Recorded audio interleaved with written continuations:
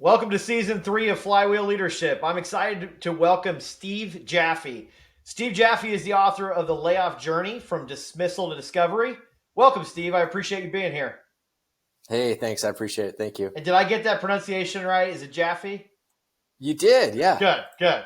Uh, well, let's jump right in. I'm excited to talk to you about the book and about your experience.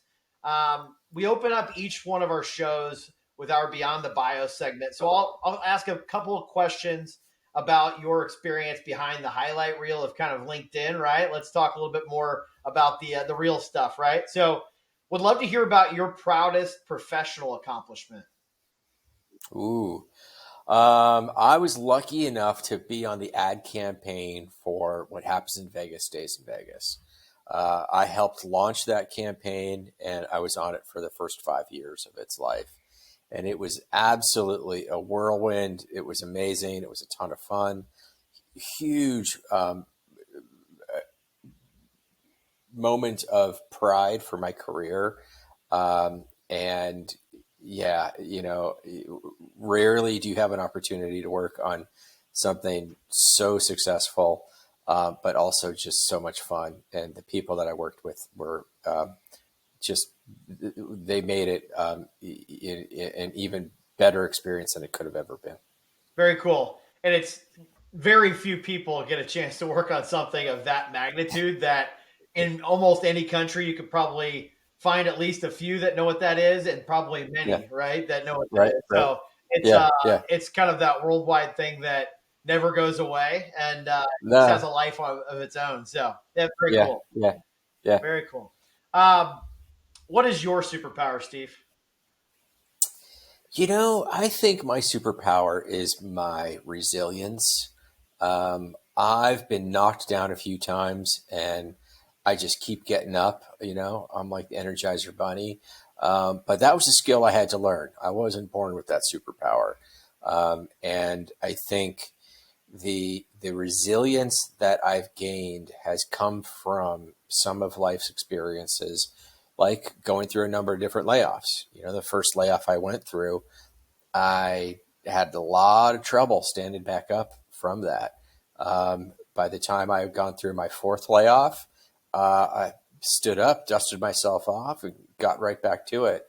And it was in that experience and trying to understand what had changed that I learned, hard times kind of made me stronger. And when you're going through those hard times, you wouldn't wish it on anybody. But when you're on the other side of it, you realize um, that was a good learning opportunity. So I'm happy to say that I've been through hard stuff, and I know I can get through hard stuff. That's great. Thank you, Steve. Could you share the most impactful a little bit more about the most impactful leader in your life and how they impacted you? Yeah, I had a boss at a company that I worked at that was just um, she was so honest, and I found that um, one so refreshing.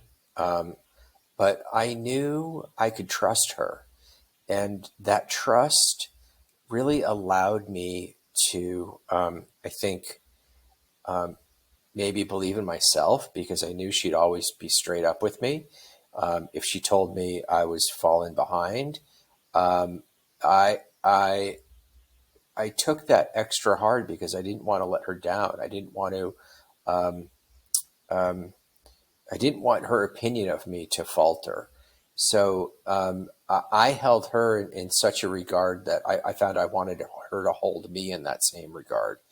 And the trust element was something that I really, really found um, impactful for me, because for me, I believe in trust and integrity. It's one of my core beliefs, something that I stand firmly on.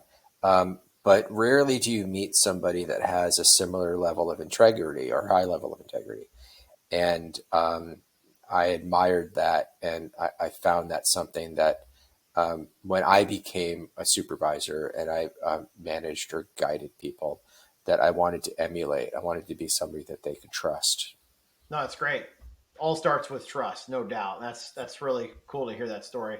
Um, and Steve, I guess let's kind of go through to today, right? Before we start getting into the book here in a second, like, what's the most fulfilling aspect of your work? Like, as you've gone through actually writing the book and building a career ahead of that, writing this book, like at this point, like what's the most fulfilling thing for you in your work?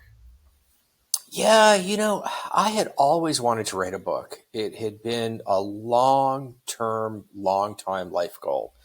I didn't quite know what the topic was going to be. And around the summer of 2023, it all came together. It was like a jigsaw puzzle. I started to see the pieces, and I realized that this is the book that I had been wanting and needing to write.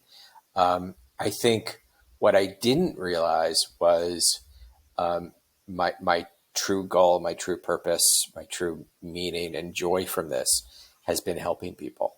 I thought about as you look to self-publish a book and you start looking at what the metrics are in terms of book sales, you're not going to get rich doing it. It's going to be a lot of work. But what I realized in terms of my own personal KPIs or ROI on it would be, how many people did I help?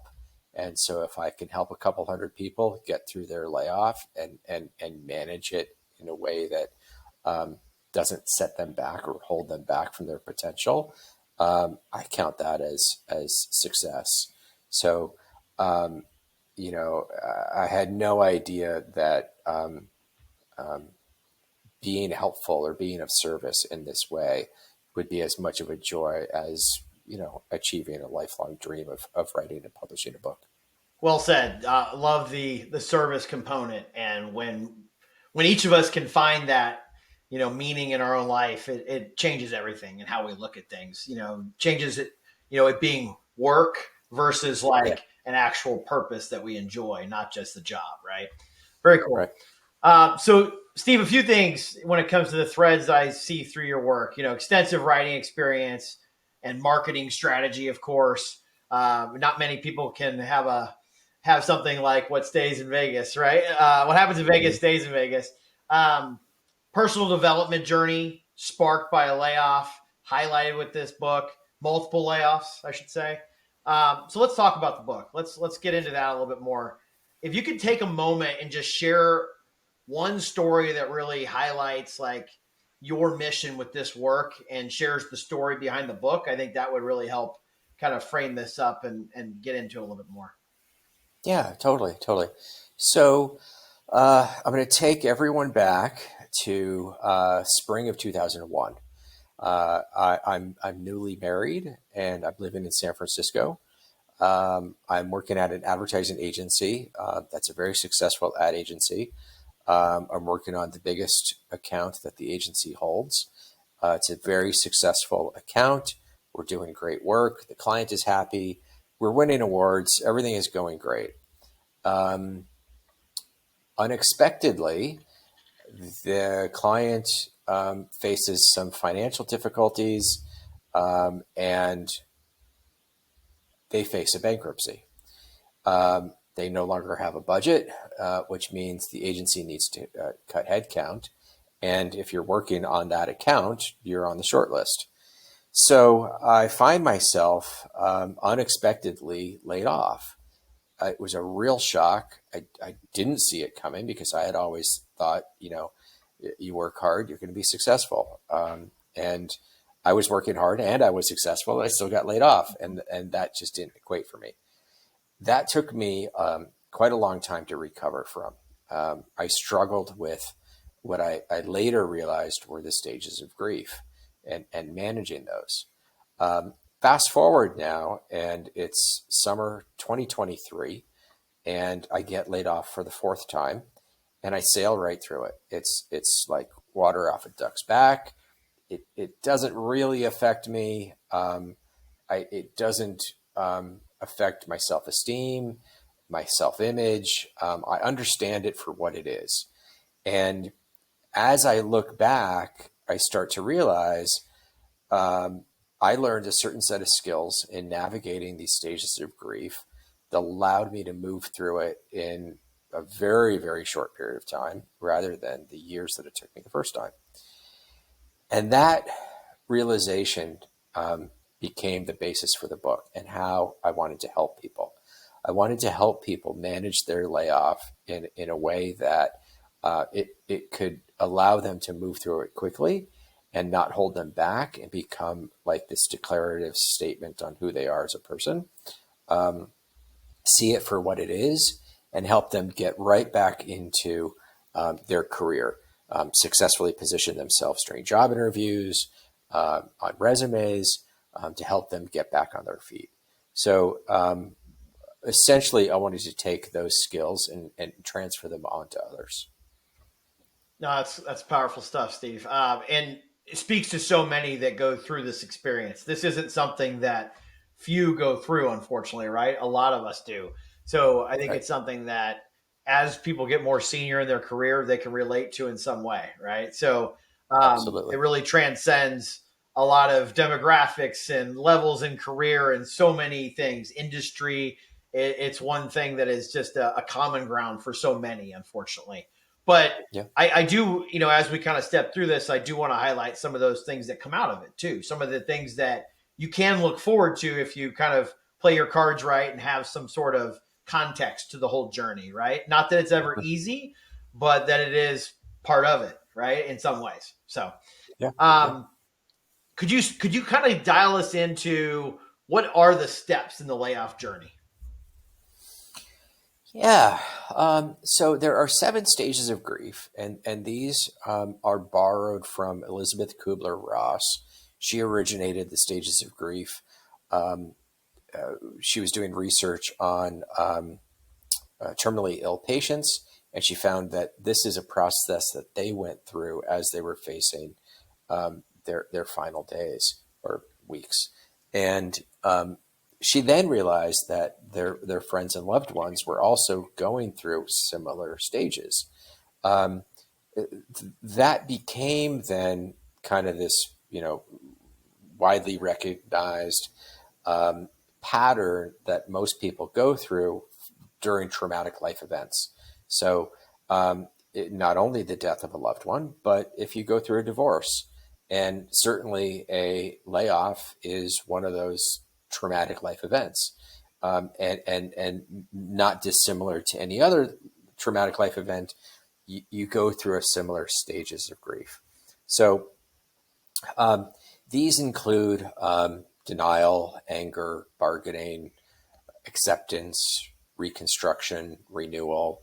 Um, and they're not necessarily linear. You don't necessarily go through them one after the other. Um, Sometimes you may not even experience all of them. Some may be more difficult than others. Some days you may feel none at all, and some days you may feel all of them. It's totally unique to the individual and their own life and lived experience. Um, but generally speaking, in some way, after a layoff, you're going to experience this. And the question is, how best are you prepared and positioned to navigate them?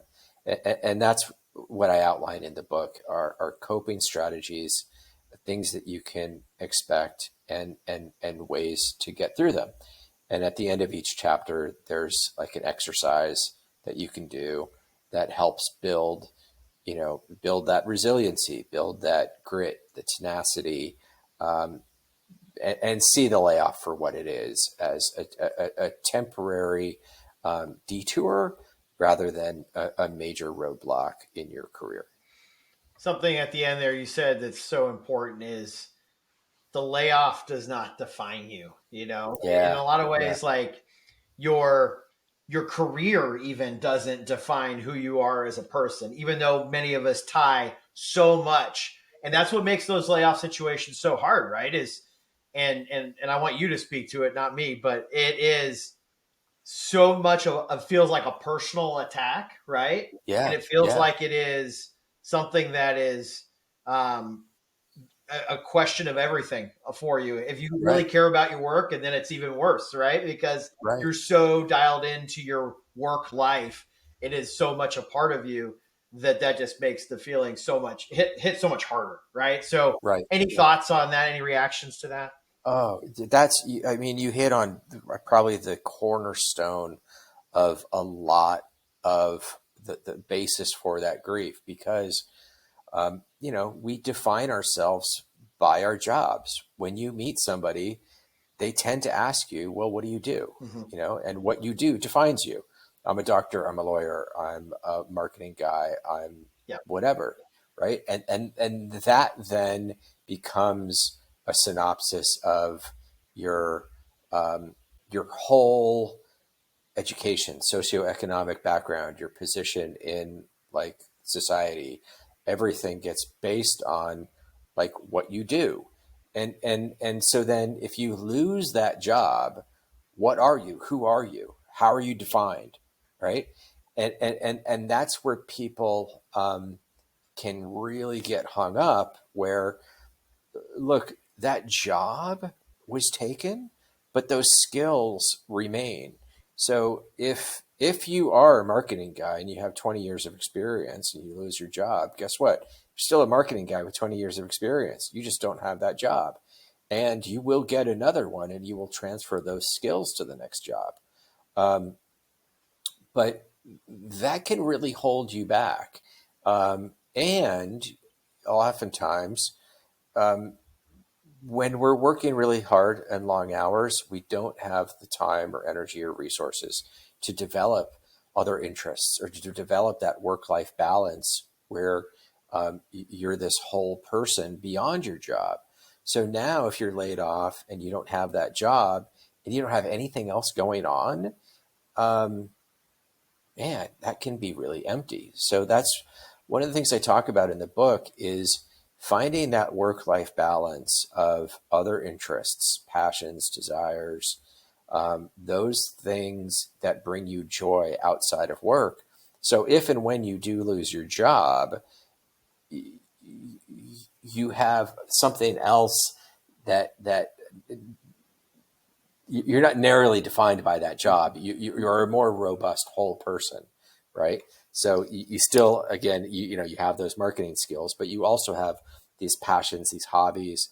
And then what you may find after you've lost that job is um, an alignment with your personal passions, your loves, what you value with what you want to do next, you know? So it opens up a pathway, I think, for some personal discovery. Very good. How about the journey to renewal? Let's focus on that for a second. There's that the early stages of a layoff journey where there's so much we're going through with that grief and those challenges and just the realities of that. But you're right, it is a job. It's not something being taken away from you. You're just not actively doing that anymore, right? But it is such a hard hitting occurrence in someone's life. So how do you look at that renewal, and what does that step really look at? I want to start thinking about the positives that can come out of this type of experience and what someone can really start to look forward to in shaping, the going from early stages to that renewal. Like, what does that renewal really mean? Yeah. So, there is a grouping of these stages where um, you kind of transition from like the denial, the anger, the bargaining, depression. Those are really hard emotionally, and those are kind of like the dark days. But then you turn a corner, and renewal is the last piece of that puzzle. But before you get to renewal, you're faced with acceptance and reconstruction. So acceptance, reconstruction, and renewal are where you start to come out the other side. You see the light at the end of the tunnel. And you see this as a kind of rebuilding experience where you are able to have some time and distance and a little emotional separation, where you can say, well, is this industry that I'm in, is it contracting? Is it an industry that's being replaced by something else, like AI, for example? There are some industries right now that may cease to exist because AI may take them over. If I get laid off from that industry, I'm going to want to pivot from that industry and find one that is experiencing growth. Going back to like the alignment with your personal values and your passions, you may say, you know what, that career that I had didn't serve, there wasn't an alignment with where I find personal fulfillment. Maybe I'll use this as an opportunity to transition and align like my personal values with my professional. So the reconstruction and the renewal is where at the end of this, you're able to put those pieces back together again, where you find like fulfillment and meaning. So you may go through this and say, you know what, I love my career, I love that job, I love that industry, I want to get back into it. And that's great. But you've now done the self-discovery and the exploration to examine that, where, you know, people don't always have that opportunity. And when you go in and you do an interview or you have a resume and you're talking to somebody about a job in that field, you're going to have so much confidence and self-belief because you now know that is exactly what you want to be doing. If you go through this journey and you find, you know what, I want to realign all of these things. Imagine how that manifests in a job interview and on a resume. Because you're going to be really passionate to say you were doing something else, but you've now discovered this is really what you want to be doing. So it's kind of, you know, it's the phoenix rising from the ashes of the layoff, and you come out from it, maybe seeing some silver lining. For sure. So one thing I really appreciate is when, if you share with someone or you hear somebody share that, hey, I got laid off, or you know, I'm looking for work, you know, I got fired, whatever the term may be. I absolutely love the frame when somebody's like in that situation where the other person's like, hey, congratulations on the new beginning. Now, I'm not saying that's how Mm, it should be mm, said, because mm-hmm, that could be a little shocking or maybe taken the wrong mm-hmm, way. But mm-hmm. when the other person reacts, that this is a great opportunity for a fresh start. So seeing Yeah, it as immediately as a positive, and that's one yeah, thing that your book really makes me think about, is just that this is an opportunity. Yes, you're going to go through all this stuff. That's not going to just go away, but this is an opportunity to see it for what it really is, and it's an opportunity for a new beginning. And there's so much power in that. You know, instead of waiting for that next year or quarter or a certain age to have a fresh start. Yes, it's a forced fresh start, but it is an opportunity for a fresh start. Um, any thoughts on that frame? On just, have you found any kind of magic on how to respond when somebody says, "Yeah, I got laid off"? well, I think I hesitate because I would. Some people say, you know, like a layoff is a blessing in Yeah, disguise. Layoffs suck, yeah, and I wouldn't wish them on right. anybody. Um, so, in the immediate aftermath of somebody getting laid off, I might tell them, I'm really sorry to hear that. That really sucks, Right. and I know that that's going to be a difficult time for you. Um, and offer some empathy, some compassion. Um, Not everybody has the same approach to like a learning growth mindset. Mm-hmm. So somebody with a growth mindset, if I knew they had that, I would absolutely say, "Hey, this is going to open up some opportunity for you to really like do some self examination," Yeah. and I know that that'll be a positive for you. Somebody that doesn't have a learning mindset, this is gonna be extra hard for them, you know. But one of the things that I do like about that is there is a large amount of shame and embarrassment that comes with a layoff. So, like when you were speaking earlier, There is a difference between a layoff and getting fired. Mm. Being fired is a performance issue, and you were fired. You were let go with cause, Yeah. right? You did something wrong. A layoff is without cause. You really did nothing wrong. You were kind of on the wrong side of the budget exercise when the revenue starts going down, and they realize that cutting headcount is a quicker way to drive revenue to the bottom line than it is to increase sales. So they start to figure out, who's a non-essential employee right now, and unfortunately, you end up on that list. Mm-hmm. And listen, I've seen literally the employee of the year get laid off after 6 months earlier they were held up as the the quintessential picture of success and what everybody needed to emulate. They were let go, you know, and imagine how hard that must be. Yeah. Uh, but if people are met with a level of positivity around their layoff, um, it would help diminish some of that shame and embarrassment. Mm. Um, because immediately you feel yourself, man, what did I do wrong? I was working hard.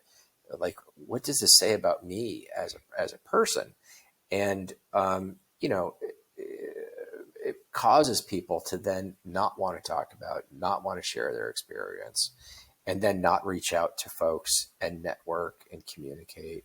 Um, and one of the things I think people would be surprised to learn is about 40% of all Americans have been laid off at least once, Mm-hmm. which means you probably know somebody that has been laid off, but nobody's talking about it because they all have this shame and embarrassment. Yeah. Um, if you start talking about it, you might find, oh my God, I didn't know this guy was laid off. He never talked about it, right? So I do like the idea of framing it as, um, hey, this isn't something negative about you. It doesn't say anything about who you are as a person or even as an employee. You were on the wrong side of an accounting exercise that um, to no fault of your own. Right. Yeah. Definitely. Um, Anything come to mind, Steve, when it's like that the part of someone's layoff journey that they may never realize or have awareness until they read this book? What does this book uncover for them? Maybe is a better way to ask it. Hopefully that they don't need to be embarrassed or feel ashamed. Hopefully that there's a lot of other people that have gone through this, some incredibly successful people. I mean, uh, gosh, I cite all sorts of folks in the book who have been laid off or who have pivoted not once, not twice, not three times, Mm-hmm. like four different times, and gone on to had success. So, you know, um, it's it's common. It's becoming even more common, and I think the other thing I hope people are able to do is take a pause. Somebody gets laid off, they immediately feel like, okay, action means like productivity. So they update their resume, they start sending out their resume, they start trying to get job interviews before they've processed this grief. And if you haven't processed this in an interview, when somebody says, "Oh, tell me about what happened with your last job," that's going to be a tough question to answer. So taking this pause to process some of this um, is like making a deposit in your future. You will come out more successful, and you'll probably be more successful in your job hunt. So this is an essential part. This recovery, right? It's a difficult experience that you've been through, and you need to accept that and process that. So true. The clarity needed to have an effective job search with your resume and knowing who you are and having that confidence and being able to interview and articulate that, so challenging when you have some of that baggage that hasn't really been cleared through yet, right? So Right, completely agree with right. what you're saying there. I've seen it. Yeah. All the people that I've interviewed, I've seen many that have come from that situation. I've felt that myself, where there's that I'm talking, I'm saying stuff, but you don't feel that just extra energy behind it when you're going through some of these types of things. So Yeah, definitely. yeah, and think of this, so you get the trauma of being laid off, and now you're searching for a job, and you're going to have the trauma of getting 100 no's for every one yes, the trauma of getting ghosted, Yep, the trauma of going on an interview thinking you do well and you never hear back, right? You're going to have trauma on top of trauma. It's best to put some of that behind you and be on solid ground, because you need to be your best self when you're out there, especially in this job market. for sure. I think your book's going to achieve or help a lot of people achieve a much better outcome and process going through this type of layoff, navigating the ups and downs of a layoff, and being able to really come out stronger after going through this. I think it's a powerful tool to really help people through it, and I think it's different than a lot of things I've seen that are somewhat related to this topic, right?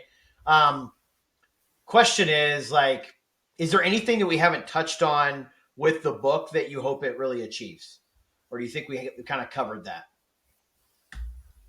Um, I think we've covered it in some broad Yeah, strokes. I think, ultimately, the book is written as somebody who's been through it themselves. I'm not a PhD. I don't have like an Ivy League medical degree in psychology, that's using this esoteric like research level like approach. sure. I'm somebody who's like lived this and is giving like firsthand experience. Like I've got expert status through my 10,000 hours of processing this, So this is like a friend pulling you aside and telling you, "Hey, it's going to be okay. Here's how I got through it, and here's how I think you can get through it." And that's ultimately how I hope people feel when they're reading it. Like somebody's got a hand on their shoulder saying, "Look, I'm here with you, and it's going to be okay." So good, Steve. What is that one thing that you would tell if a friend or you know family member, they've just gone through the layoff. They're in the middle of a tough job search. Post layoff. Some point in that journey, like what is one thing that you would tell them? Like somebody seeing this, going through this right now. What Yeah, would you say to yeah. them? Um, I would tell them I know it's difficult. I know this is really testing everything you've got, and it's a hard, hard road. And I'm sorry that they're going through it. Um, I would tell them that um, they have value and they have worth.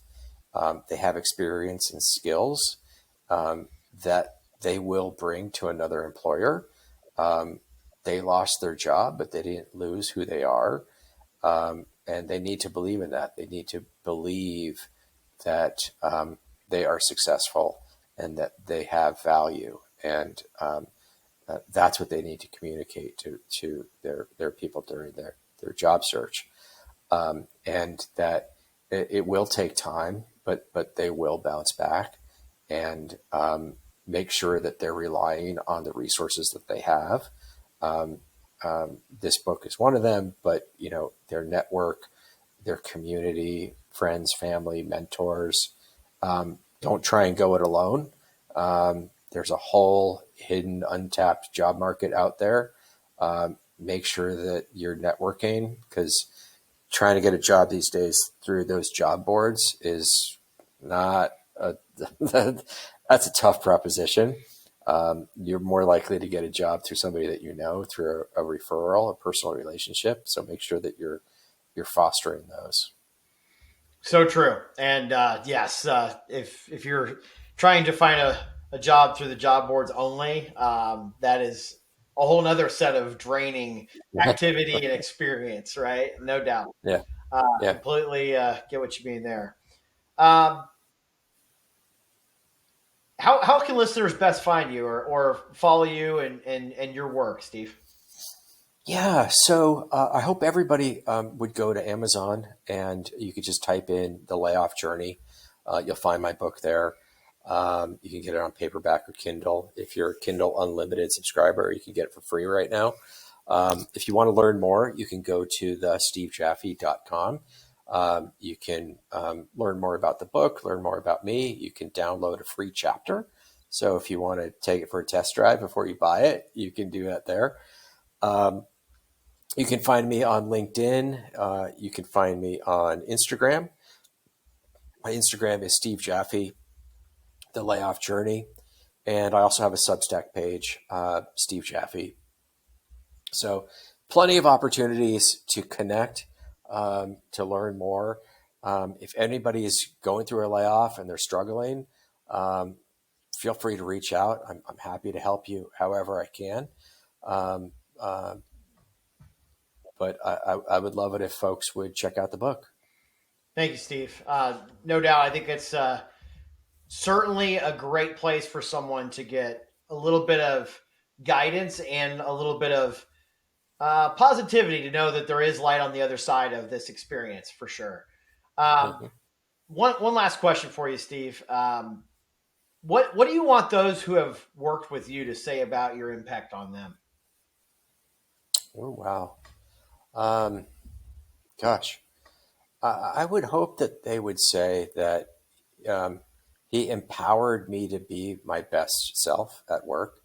That he supported me in a way that allowed me to show up and perform and be my best self. Good stuff. Steve Jaffe, author of The Layoff Journey from Dismissal to Discovery. Thank you for your time today. We appreciate you sharing. Thanks so much, Graham. I appreciate it.